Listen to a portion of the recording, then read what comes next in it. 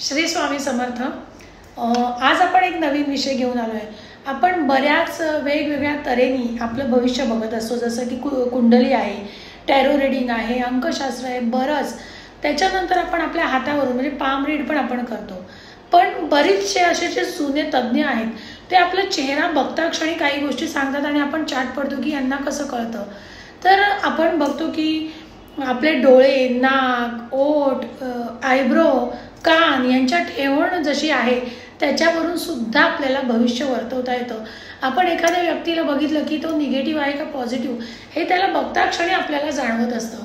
तर हे कसं? आता आपण कपाळ बघतो, तर आपलं जे कपाळ आहे त्याच्यावरून सुद्धा बरेच लोक सांगतात 3 रेषा असतील किंवा 1 रेषा आहे, मग 2 रेषा आहे, मग कसं भविष्य आहे। तर 3 रेषा असतील तर ते रेषा म्हणजे त्या सुद्धा ग्रहाच्या अंमलाखाली आहेत।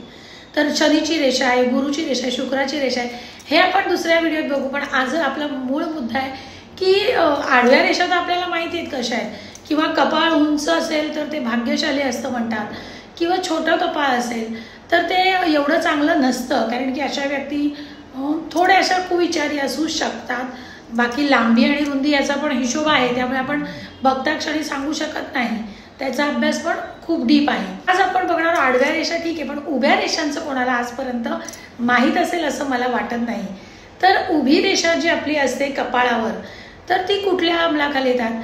तर बाकी सगळे ग्रह हे आडव्या रेषेत आपले आहेत, पण उभ्या रेषा ज्या येतात, जर तुमच्या डाव्या आयब्रोच्या वर उभी रेषा असेल तर ती चंद्र रेषा असते, आणि जर तुमच्या डोळ्याच्या बरोबर उजव्या आयब्रोच्या वर इकडे जर कुठली रेषा उभी असेल आणि व्यवस्थित असेल तर ती रवी रेषा असते।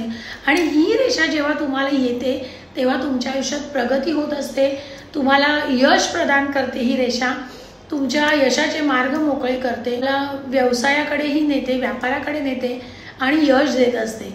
पण जर ही रवी रेषा सरळ नसून जर तुटक असेल किंवा आखूड असेल तर ही तुम्हाला व्यसनाच्या आहारी सुद्धा नेऊ शकते।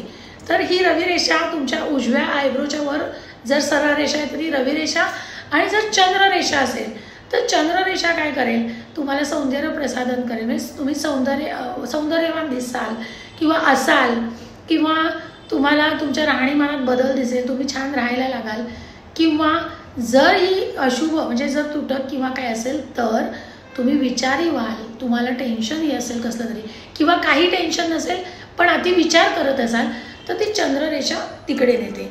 तर असे हे छोटे छोटे आपण व्हिडिओ बनवणार आहोत, ते तुम्ही नक्की बघा, फॉलो करा, म्हणजे तुम्ही पण